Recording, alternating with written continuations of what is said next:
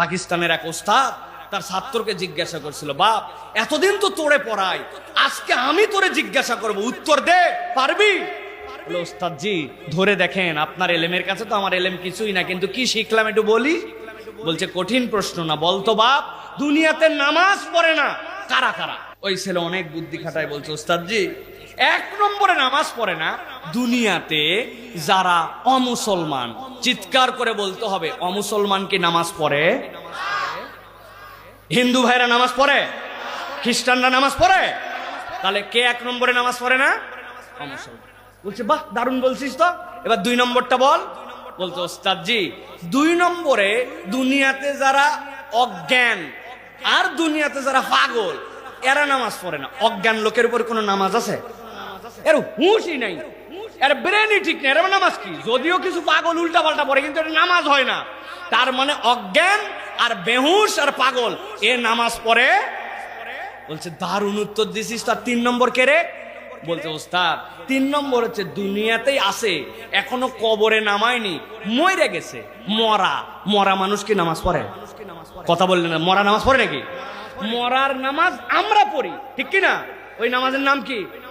জানাজা। তাহলে ওস্তাদ বলছে, সাংঘাতিক উত্তর দিছিস তো বাপ। তাহলে এক নম্বরে নামাজ পড়ে না কে? সবাইকে বলতে হবে কে? অমুসলিম। দুই নম্বরে অজ্ঞান, দুই নম্বরে, তিন নম্বরে মরা। বলেন তিন নম্বরে।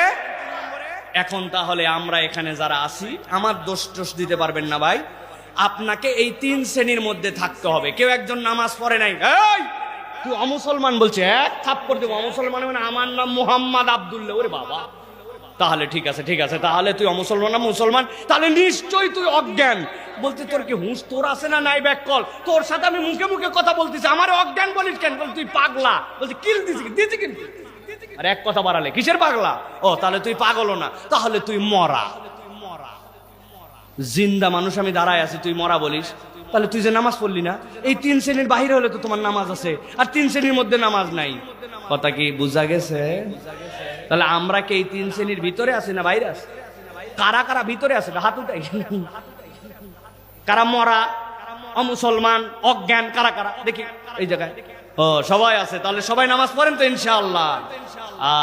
আজকের থেকে এই ওয়াজটা করে গেলাম, ঘরে ঘরে এই ওয়াজটা পৌঁছাবে। বন্ধুর সাথে বন্ধুর দেখা হলে বলবে, সাইফুল্লাহ ভাই আইছিল, একটা গল্প করছে, দোস্ত আয় শোন। পারবেন এই গল্প করতে? মনে থাকবে তো ইনশাআল্লাহ? আর কোনো ডোজ দেওয়া লাগবে না, বাকি ডোজ ওই বুঝে খা, সারাদিন বুঝবে। দেখা হলে আবার ওই গল্প বলবেন ওর সাথে, যদি নামাজ না পড়া দেখেন আবার ওই গল্প। বিরক্ত হয়ে আপনার দিকে হয়